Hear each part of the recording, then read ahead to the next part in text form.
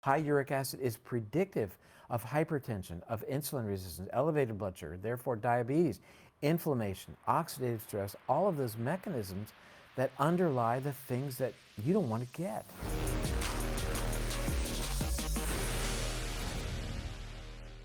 Dr. David Perlmutter, welcome back to the show. Tom Bilyeu, I'm delighted to be back. It's going to be a lot of fun. Shall we drop acid? We already did, right? We'll see where it takes us. I love the title of the new book. Not quite as much as I actually love the book itself, though, but the title sets us up. It really makes a subject, uric acid, that I would have thought would be very sort of dry and boring into this really sexy topic. Uric acid has always been very dry and boring. Uric acid was always whether you had gout or didn't have gout, basically. And the exciting news is that it is so important. It has so much influence on our health. What put this back on your radar? Or on the radar, actually. I was running one day and I was listening to a podcast from Peter Attia, and he interviewed Dr. Richard Johnson, University of Colorado, and explored this topic that uric acid is a central player in our metabolic health. It's far more than the dead-end metabolic product of fructose that has a role to play, again, in gout. And for me, everything's about metabolism, because when we're deranged in our metabolic lives, it sets the stage for all the bad things you don't want to get. Alzheimer's, heart disease, diabetes, obesity, cancer. So this becomes a very powerful tool, and I couldn't... Really fast, what makes you think that all of those things are metabolic? They're born of metabolic disturbances. Well, they are. I mean, their underpinning is inflammation, and inflammation has its genesis in disturbed metabolism. So these are all inflammatory conditions. We've talked about that before, that Alzheimer's is basically an inflammatory condition. That people are now becoming aware of inflammation in the world of COVID, getting this thing called the cytokine storm, whereby suddenly inflammatory chemicals are produced in excess throughout the body and people have problems with their brains and their lungs, etc. But the same force in a lower level acting over a longer period of time could be, let's say, the cytokine drizzle, and is equally as devastating to the body. And the cytokine drizzle is a response to eating pro-inflammatory foods? Not just eating pro-inflammatory foods, but anything. The answer is yes, but not just. Anything that increases inflammation, not getting enough sleep, engaged in stressful activities, a disturbed gut bacteria setting the stage. That's a powerful source of inflammation in human physiology. Leakiness of the gut lining, for example, dramatically amplifies inflammation. So a lot of roads lead to the Rome of inflammation and set the stage for things like Alzheimer's and coronary artery disease. And because of that, it's the reason that a monotherapy or a one-drug approach to Alzheimer's, for example, is beyond myopic. It's never going to work when we have what Dr. Dale Bredesen has described as 36 possible inroads into why your brain isn't working with respect to Alzheimer's, uric acid now being one of those. That the idea of targeting one thing, this beta amyloid protein, we'll forgive them, for they know not what they do. So, all right, we hear about uric acid. What was like the key insight that made you go, whoa, there's really something here? Because you've moved super quickly into getting a book out. You said you wanted to make sure that this wasn't one of those things that languished for 20 years and took all that time to work its way into the medical establishment. What was the key insight that made you go, whoa, this is a real linchpin in the understanding of metabolic health? The urgency on my part, once I figured out how important it is, or realized how important it is, the urgency is that our metabolic health globally is in a terrible place. I mean, 1/3 of American adults has hypertension. 10% of kids aged 12 to 18 has hypertension. That's crazy. It is. 50% of adult Americans will be obese by the year 2030. Not just overweight, but obese. So we are, our life expectancy is declining. Is it? That it's actually declining? Oh, it's declining dramatically. Before COVID, it began. So people say, well, because of COVID, people are dying earlier. And the truth of the matter is that this metabolic derangement bodes for a much worse outcome as it relates to COVID. They're So- tracking that? Like Yeah, there's that's, actually a that's study? been published. Yeah, you measure uric acid at admission, and it predicts to some degree who's going to end up in the ICU, who's going to end up on a vent, and who's going to die. Now that we recognize uric acid and its role in disturbing metabolism, and its role in inflammation, and its role in increasing what is called oxidative stress, the damaging effects of free radicals, it was looked at, and lo and behold, look what they're finding. What is uric acid? Like what is it? What triggers the unhealthy elevation? So uric acid is a very simple chemical, and it is the end product of the metabolism in the human body and the bodies of other animals of only three things: alcohol, something called purines, which are the breakdown products of DNA and RNA, and by far and away fructose. So to me, we've known that fructose is a demon for a long, long time. And in 1970, it was published in the journal The Lancet that fructose is a player. It is a big player. And yet, we were told that because fructose doesn't cause insulin to be secreted and doesn't need insulin to be metabolized, therefore it was a safer sugar. And we recognize how industry was able to manipulate that messaging and how everybody fell for it. But if insulin really is like one of these high risk factors and fructose doesn't require insulin, why isn't it better? That is the, well, I'd say $1 million question. That's the $500 billion question. That's how much we subsidize the growth of corn to make high fructose corn syrup today, with that as a premise that, look, it should be safe because it doesn't need insulin to be metabolized. It is a powerful threat as it relates to type 2 diabetes because it stimulates a couple of things. Number one is gluconeogenesis, the creation of glucose in your body de novo in the liver, and uric acid enhances that process. And it causes what is called insulin resistance, meaning that insulin doesn't work as well in your body through a number of mechanisms. So that's the dirty secret of fructose that the industry didn't want us to know about. Now it's been called out. So fructose can only be metabolized in the liver. Why? As it turns out, it can be metabolized in various other tissues in the body, even including the brain. We learned about the liver, but even the kidney can metabolize fructose. So the story, everything's been compartmentalized, but now we know that it's a lot bigger story. We know that glucose can become fructose. High glucose levels, especially when blood turn into can become fructose through the body's use of an enzyme called aldose reductase. That is enhanced when serum sodium is higher. So higher levels of salt leads the body to know that it's getting ready for famine or water restriction. Make more salt. It actually we retain more salt, and we make fructose out of glucose. Fructose is the signal then that prepares us for not having any food, which is really quite intriguing. So fructose found in nature, I would assume primarily in fruit. Right. So fructose, fruit sugar, that's where it comes from. So what is it about the natural appearance of fruit that warrants, because fruit's what, spring, right? Or summer? Fall.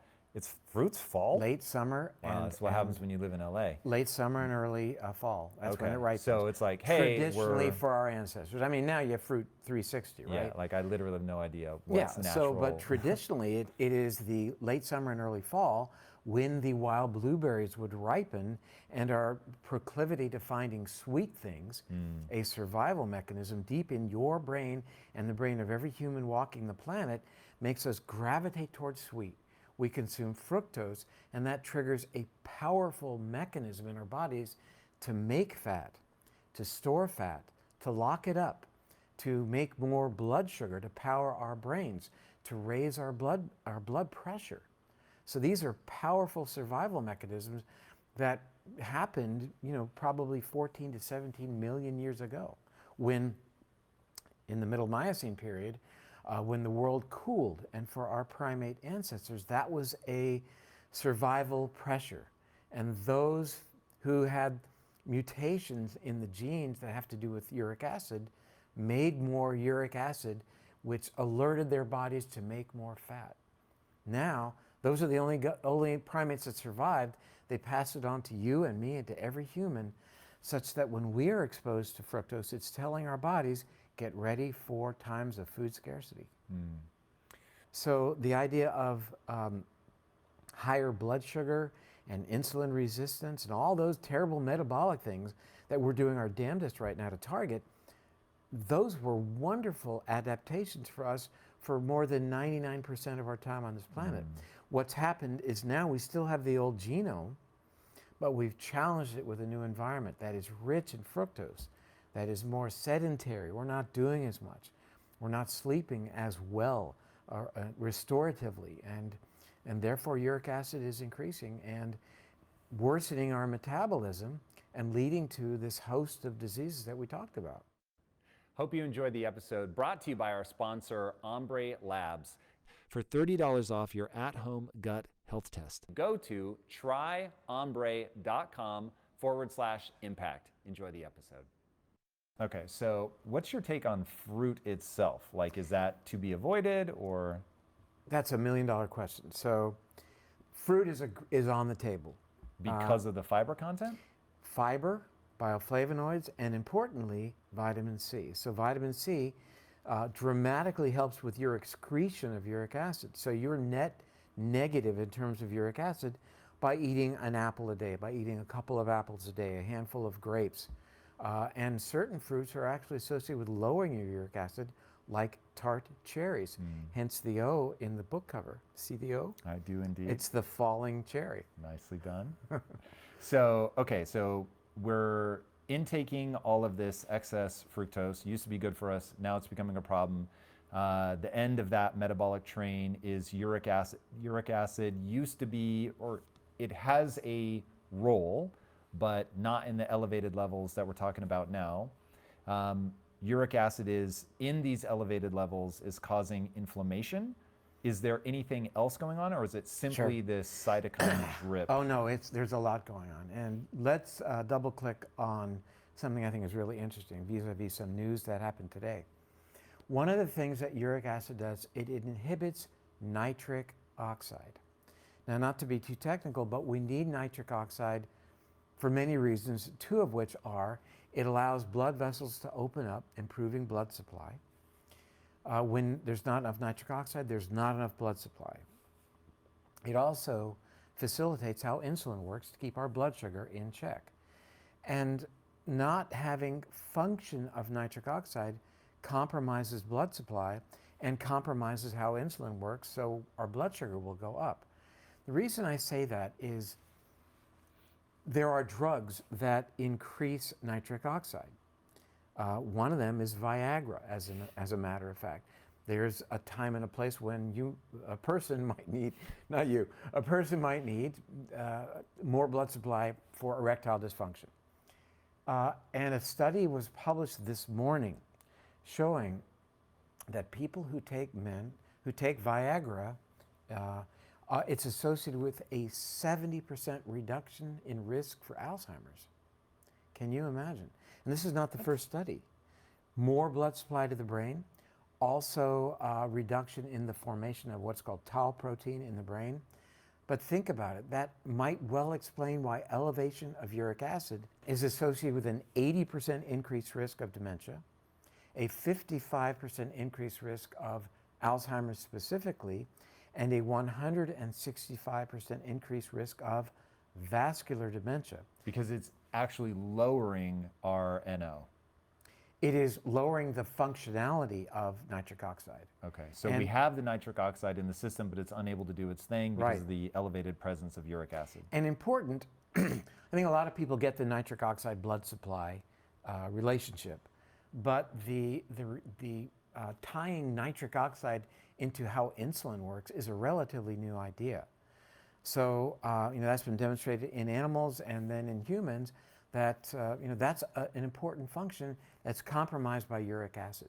So yes, we talked about inflammation, cytokine storm, cytokine dribble. This nitric oxide story is actually very important as well. And how does it interface with insulin? Because we need nitric oxide for two things. how insulin is able to get through the blood vessel to then target the insulin receptor, and then how it's able to bring blood sugar into the cell, doing its job to help lower blood sugar. So the function. And you need the vasodilation to pull that you off. need, that's how insulin makes its way through the blood vessel to get to the muscle and or liver cells to do its job in terms of the sequestration of blood sugar, if you will, for the formation of glycogen. Okay, so that would predict then if the elevated levels of uric acid cause my vasculature to be too constricted, now I basically am leaving the glucose in my bloodstream. I'm probably then going to secrete more and more insulin, trying desperately to get it out, because the mechanisms don't realize that this isn't a lack of insulin problem, this is a vasodilation problem. I'm too constricted, I can't get out, I can't reach the muscle cell, I can't reach the fat cells. That's really interesting. It's really interesting. It's a big problem because that leads to insulin resistance. Insulin doesn't do its job. And, you know, insulin resistance is devastating for the brain. Why?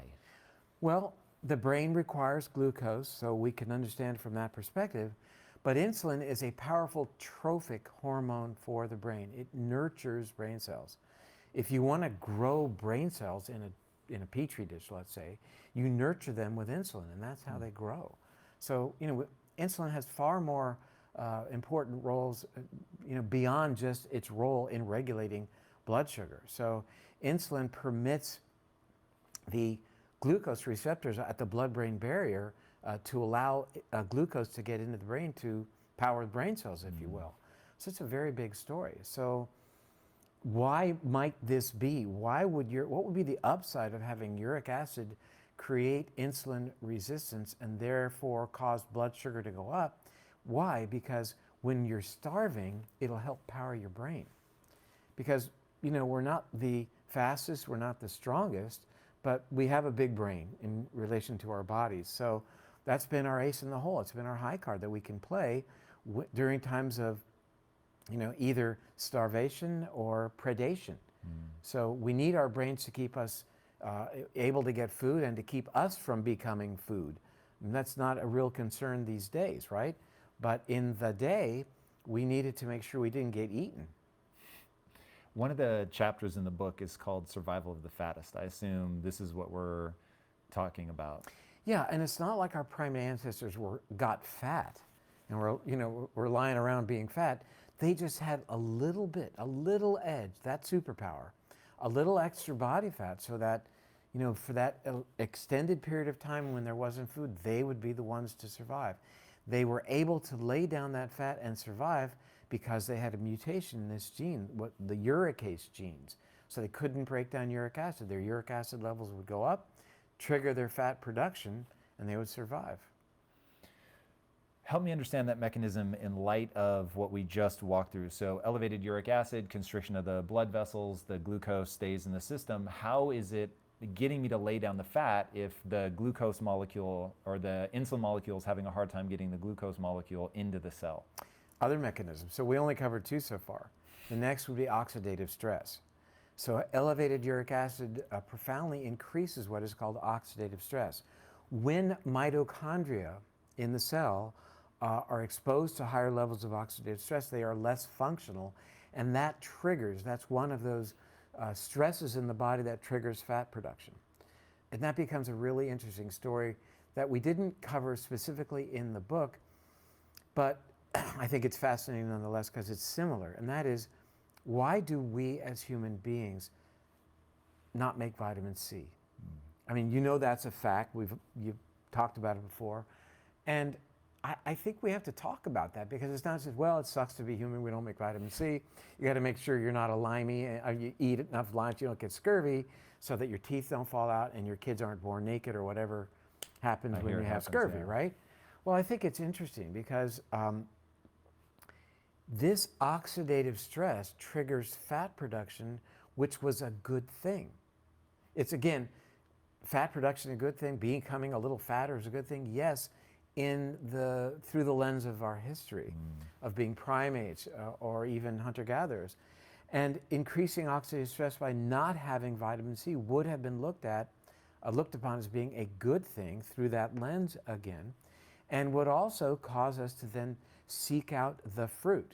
Those who would seek out the fruit would survive, get enough vitamin C to survive during times of food scarcity.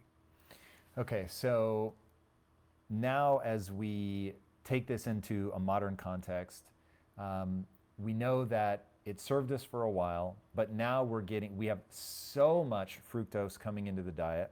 Our levels are going up so high, we're constricting the blood vessels. Going back to what you said about Viagra, like if that ends up holding, I mean, that's like a miracle drug. A 70% decrease in the likelihood of Alzheimer's is crazy. I would take a 5% decrease in Alzheimer's risk. And I think it's fair to say that, you know, getting your metabolic house in order is a powerful way to decrease your Alzheimer's risk.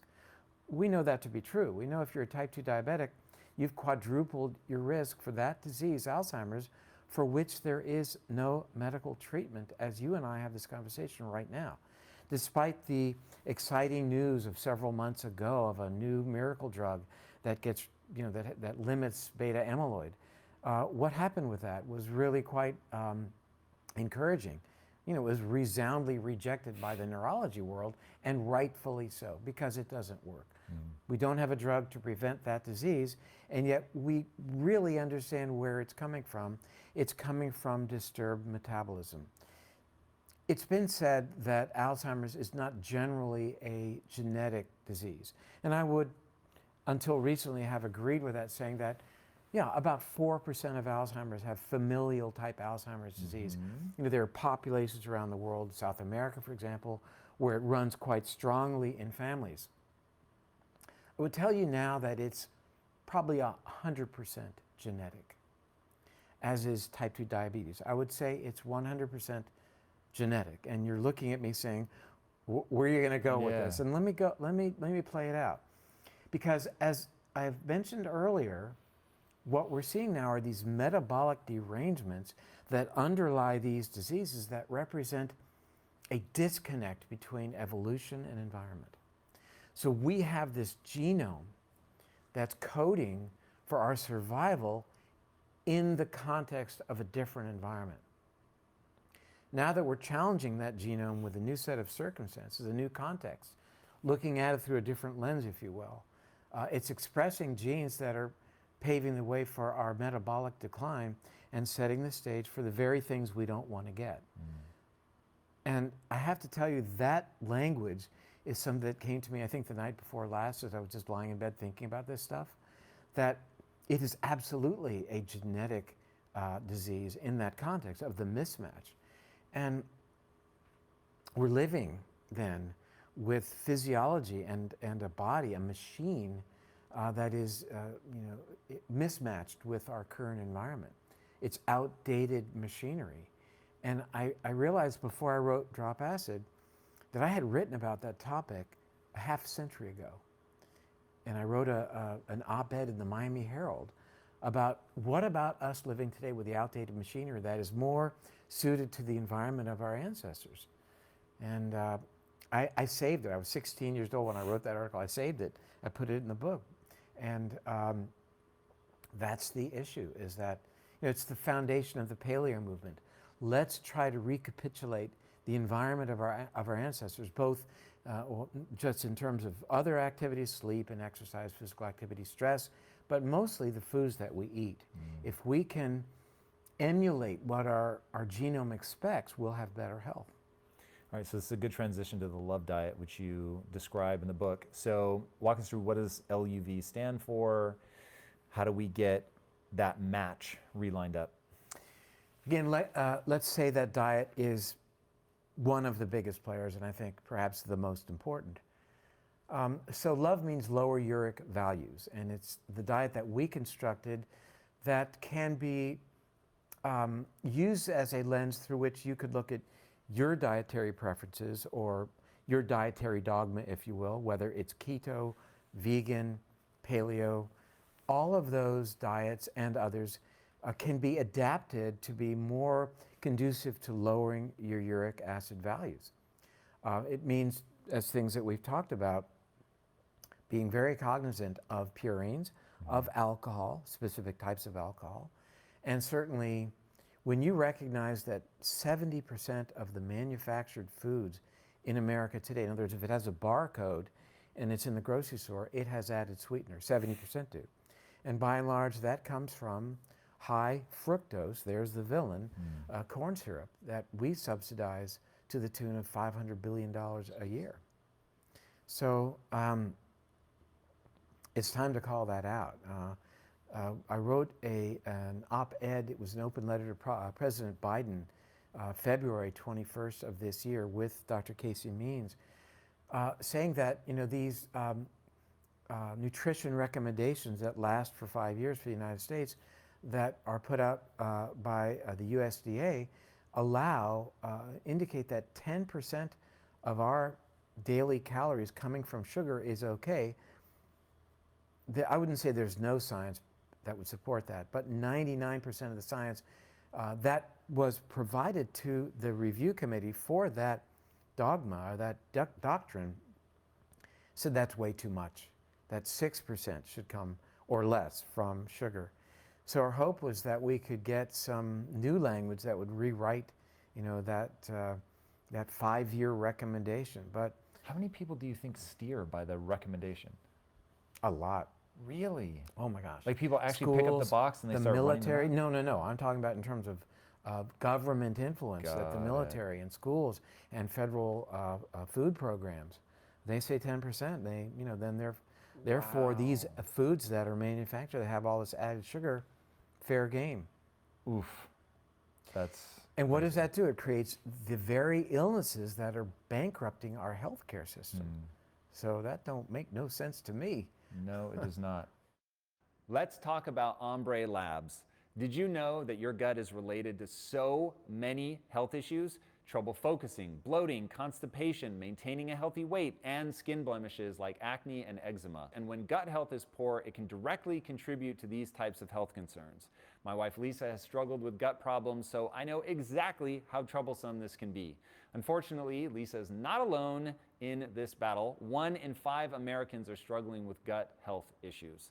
Thankfully, we can fix a lot of these issues with a better diet and the right probiotics. And Ombre Labs makes this process really simple by offering an at-home gut health test so you can know the state of your gut health and what problems it may be causing. These aren't the one-size-fits-all probiotics you will find at the grocery store. These are personalized to you based on the results of the test. You go to tryombre.com/impact. That's tryombre.com/impact. Ombre Labs. Again, tryombre, OMBRE.com. For $30 off your at-home gut health test. All right, guys, take care and be legendary. Okay, so I'm guessing that hasn't been adopted, that we're still at 10%. So we've got sugar hiding everywhere. What are things that are high in purines that we should be paying attention to? Like one thing I definitely want to talk about is red meat. But where else are we going to find, like, if we know that DNA and RNA is in everything, then I don't even understand, to be honest, how some things are higher or lower. But it has to do with the cellularity and the concentration. The more cells it has as opposed to other things. Give me a dense cellular one. Dense cellular one would be like a small fish, like a sardine or an anchovy. Is more really than dense, lots an of apple? cells. Well, let's just stay with it, meat or animal products for 1 second. We'll get to that in a second.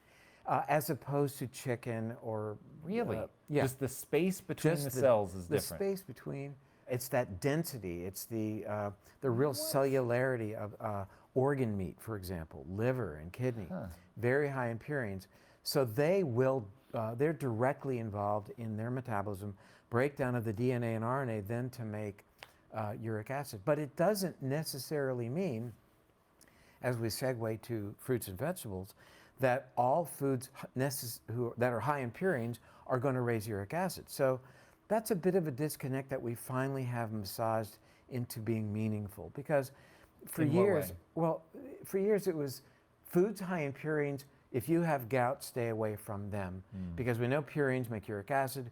We know high in uric acid is the cause of gout. Well, What is gout? so gout is the extracellular crystallization of uric acid, where uric acid is so high that it finally precipitates out. It's like making rock candy. Have you ever made rock candy I have in the not. day? All right, I've well, how you make eaten rock rock candy but is you have a solution of sugar and you heat it. And because it's hot, you can dilute more sugar. And then as it cools, if you have a thread in there, it'll crystallize on the thread and you pull it out and you've got rock candy. I mean, you're eating sugar. There's nothing else there, right? Anyway, so things precipitate out when their concentration is really high. I've seen it like on people's elbows and stuff. It's Toes. crazy. And it crystallizes. Why it picks the great Does toe, it who knows? break through the skin? Can.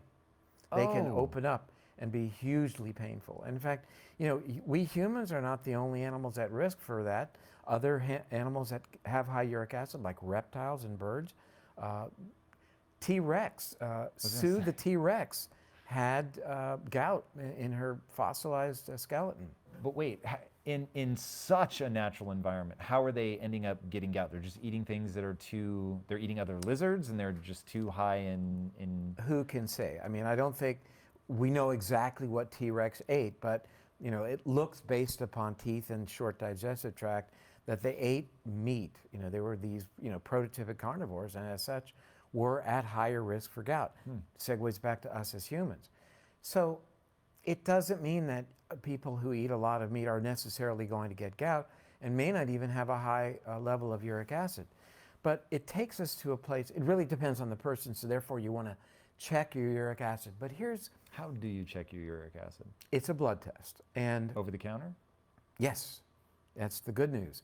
But most people have already had their uric acid checked. It's part of your annual blood test.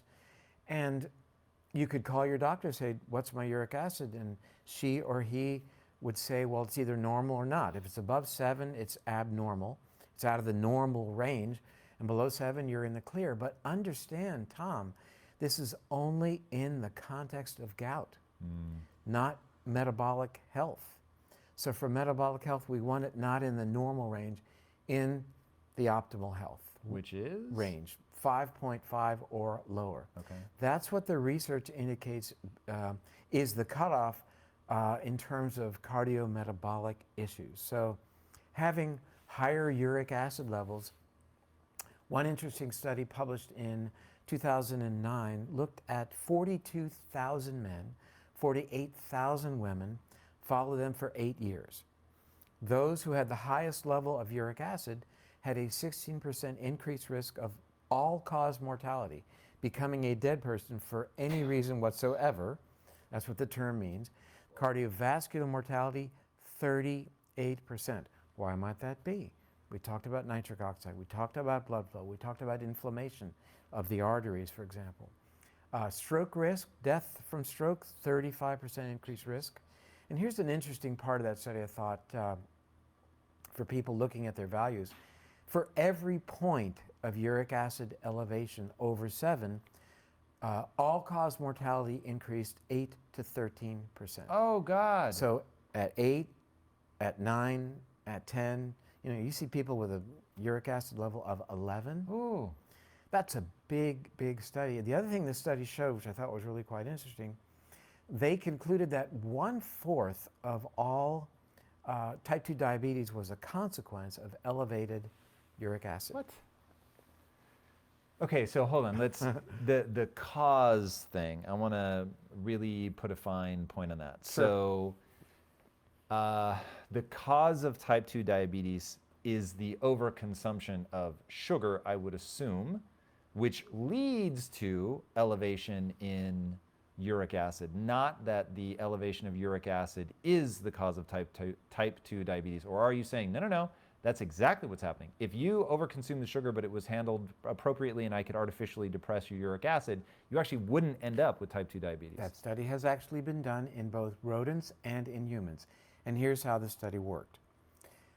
Dr. Richard Johnson, University of Colorado, who I dedicated the book to, did research with laboratory animals, rats. If you want to make them diabetic and hypertensive, you give them fructose. You put fructose in their drinking water. And if you leave them alone, they develop these problems and they gain weight. If you give them a drug, which is a gout drug called allopurinol, They still drink the fructose, but now you've done what? You've blocked uric acid production. They don't get these Where metabolic. does it go? Do they urinate it out? It's metabolized into other things. You know, normally, if we have a functioning uricase enzyme, we will then metabolize uric acid into another product called allantoin. But in this case, it simply gets recycled and is used as a building block for other things, even DNA and RNA, so it can go into those pools. He did the study in humans as well. He gave them high fructose diet and gave them this medication called allopurinol, which blocks uric acid production, and lo and behold, had the same effect. So my point is that that's the study that you wanted to know, because you're saying I'm eating a lot of fructose. If I don't make uric acid, I'm good. Now, I'm not suggesting, therefore, eat a lot of fructose. And I'll tell you something even more exciting. The first enzyme in the metabolism of fructose is called fructokinase. And that takes it ultimately down to uric acid. Uric acid feeds back, and you would think would shut off fructokinase. It actually enhances fructokinase activity. This becomes a feed-forward process, which is what you'd want if you're going to get ready to starve. There are now there's one drug company, and that is working on a drug to block fructokinase, so we don't metabolize fructose. Where it goes is anyone's guess, but it's not going to go on to form uric acid, so that's going to could be a powerful tool in terms of obesity. So let me finish one other thought, and that is, I'm certainly not suggesting that people then take a gout drug. But I will say that there are several bioflavonoids that act in a similar way to inhibit the final step enzyme for the production of uric acid. For example, quercetin. Quercetin works just like allopurinol. Luteolin is another bioflavonoid that works as well as, in one study, allopurinol to block uric acid production. So to get back to an earlier question then, so you follow your uric acid at home with a home monitor that you can buy on Amazon, much as you might follow your own blood sugar. I did not expect that answer about, I honestly thought you misspoke in terms of causation of type 2 diabetes. Oh, it is causation, because it was a survival mechanism. We needed to become diabetic. What? We had to become diabetic to raise our blood sugar to power the brain. So insulin resistance was a good Hold on. thing. Why would that need to be true? If we can pull the energy out of our fat stores, use it even as ketones, the brain can metabolize ketones. I know it prefers glucose, but why would we have to? Because it seems so transient. We can't store it in the bloodstream long enough for that to be meaningful, right? I mean, isn't that the whole idea behind fat storage? Is it's a much more stable long-term? It is, but you know, you have to consider that these are not animals that are getting fat. Mm-hmm. They're just getting a little bit fatter than the neighbor who doesn't have that genetic issue to have the uricase. So it's not like these our primate ancestors were getting fat and laying around with big rolls of fat. They just had a tiny bit more fat. So their ability to tap into that fat source and then create ketone bodies to power their brains was something they had, but only as long as they had the fat reserves. Ultimately, they would need the ability to also provide glucose, at least in the short run, to their brains by virtue of being a little bit insulin resistant. So let me not say full-on diabetic, Yeah. but at least a little bit more insulin resistant to raise that blood sugar to power that brain. Okay, so let me say it in a different way.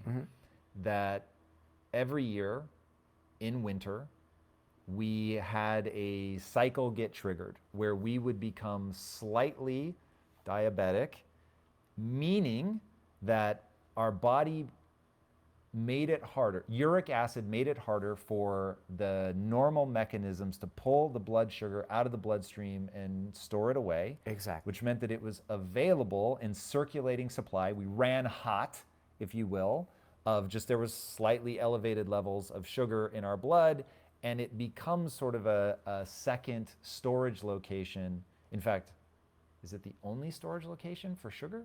You can store some in your liver, Right. You can store some in your muscles, but it doesn't come back out into circulating supply, right? And you could store some in your kidney. Interesting. That one you mentioned earlier, but I'd never heard that before. Yes. So we get all these sort of little nooks and crannies where we are now storing sugar for that period of the year, and then presumably we would come back out of that as we got out of the fruit season, we made it through the winter, and now things would theoretically normalize. That's right. But remember that we can, with that blood sugar, we can then trigger the manufacturing again of fructose. Even though we haven't consumed fructose, we can manufacture it. From fat, or from, are we going to have to break down muscle? From sugar, from glucose itself. I think that what that fructose is doing is in keeping this whole cascade alive, where it's not just making fat, but locking it up, storing it, keeping it, guarding it. It's precious because that's, at the end of the day, that's our last fuel source. You're going to go through your glycogen ultimately if you have no food whatsoever. Mm-hmm. The other thing, interestingly, is as we metabolize fat, as any animal metabolizes fat, we make water. So this is a powerful hedge against dehydration as well. Mm. We make 1 gram of water for every gram of fat that we metabolize. It's a pretty interesting concept that it's a hedge against dehydration as well. I mean, whales don't drink water. They make their own water from the fat. That's why one of the reasons they're so fat. And animals that live in the desert, when there is fruit available, they'll eat that fruit, make fat as a storage depot from which their bodies will make water. Whoa. This is far more interesting than I would have thought. It's a really fascinating mechanism. I've never heard anybody talk about this before. Okay, I want to talk about red meat. So I eat a lot of red meat. I've never tested my uric acid levels, so I'll be very curious to get one of these tests. I'm going to send you one. That would be amazing. I will send you one. And I ask because I feel amazing. And I, though, don't know if I'm killing myself slowly. So every time I go to get off of red meat and eat higher vegetable diet, because I do eat vegetables, I don't feel as good. And I could just be doing it poorly. I'm fully open to that. But I am super curious, is it all red meat? Why do we have to worry about red meat? What's the knock-on effect as it relates to? Well, there are many things to talk about as it relates to eating red meat that you've had other people talk about, and I want to focus on in the context of uric acid. Yep. I eat red meat myself, and you want to be sure you're eating quality meat, and if you eat poultry, and certainly if you eat fish. But that said, it's not beyond the quality, then it would be a quantity issue. Now, you may, through your metabolism, be able to tolerate more red meat or other animal products, but you would want to know your uric acid level. So it's as you would know how much you could tolerate in terms of carbs by virtue of using your continuous glucose monitor. This is yet another biofeedback mechanism whereby you're going to understand how your diet is influencing your uric acid level by virtue of how much meat you consume. So yes, certain meats are worse than others, the organ meats, the smaller fish, etc. But it's beyond purines. I mean, there are other things to consider that you've already considered. That said, there are vegetables, certain vegetables that are fairly high in purines, like cruciferous vegetables, for example. But again, they are buffered by the fiber content, by the bioflavonoids. Like I mentioned, quercetin. Red onions, really high in quercetin.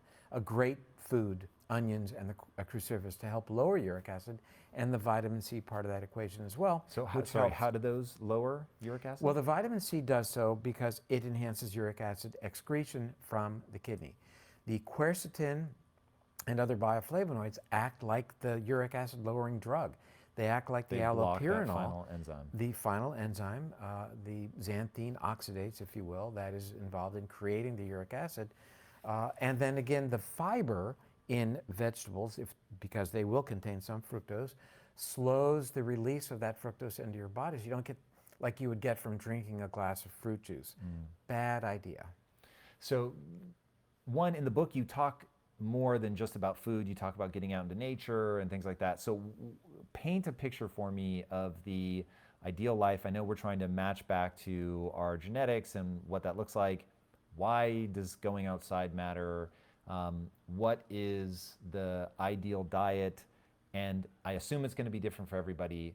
And do we just steer by glucose and uric acid, or is there some other No, I mean, there are a thing? lot of things we look at in trying to cultivate what is that perfect diet for Tom. And I think to embrace that notion is really very helpful. The one size fits all just is really inappropriate. Your heritage is different. Your preferences are different. There are some broad strokes. We know that manufactured foods, foods that contain added sugars, etc., are things to be avoided. But the nuances that you could look at in terms of how is this playing out in my body, I think are really quite valuable. Hence the value of continuous glucose monitoring, of knowing your uric acid levels, of looking at other parameters that might be influenced by not just that, but your other lifestyle interventions, by knowing how well and how long you are sleeping. These are all extremely valuable inputs for every individual to know. And clearly, what's going to be best for you will be somewhat different than for me. So for people that come out and say, everybody's got to eat this particular way, or it's your blood type, or whatever it may be, I think to be fair, in this day and age, we know that people are different.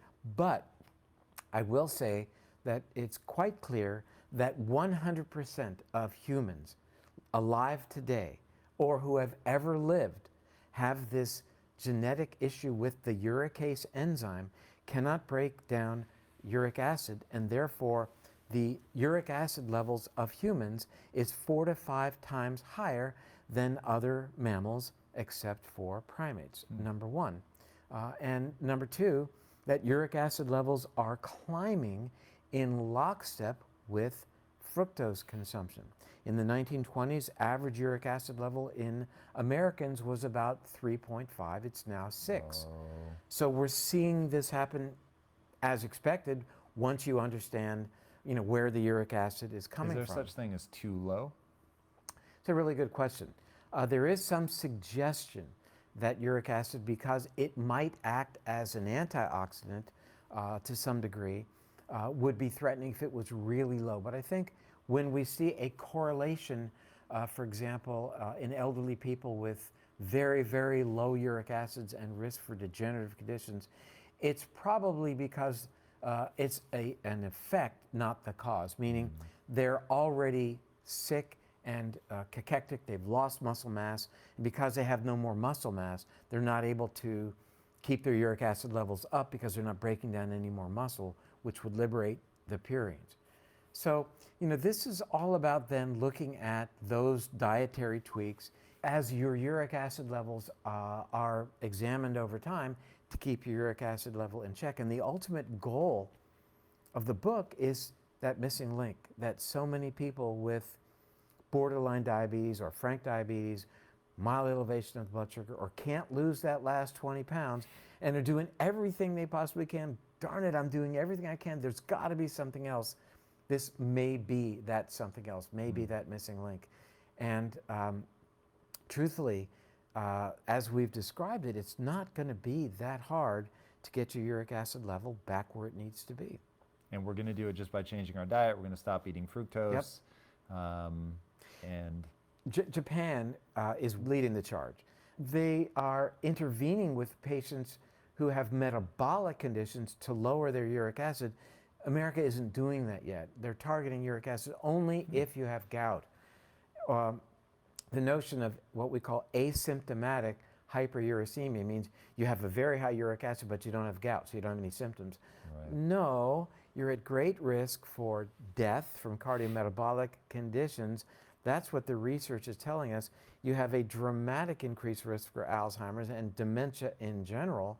So they're kind of leading the charge to the extent that Japan is now producing no purine beer that has 0 purines to help you with your uric acid. Way ahead on this. Yeah, they are. Well, we in America tend to think we're leading the charge, and in so many areas, renewable energy, so many areas we see when you look at what the rest of the world is doing, we can learn from the rest of the world. And as it relates to uric acid, which is a global problem, we see that even Turkey, other countries are really moving ahead and recognizing that when you have this information, it is the harbinger for future metabolic issues.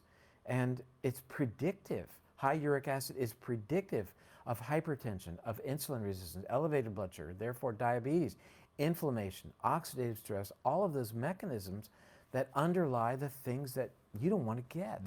So, John Kennedy said that the time to fix the roof is when the sun is shining.